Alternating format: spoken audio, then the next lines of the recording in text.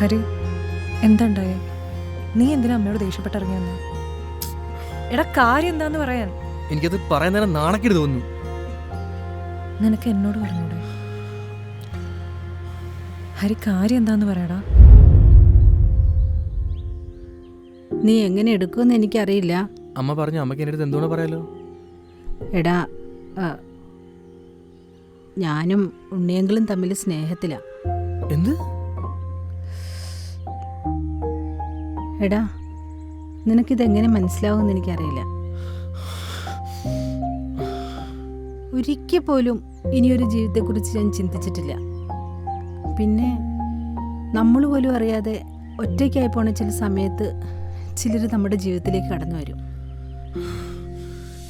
എനിക്ക് ഉണ്ണിക്ക് ഞാനുമായിരുന്നു അത്.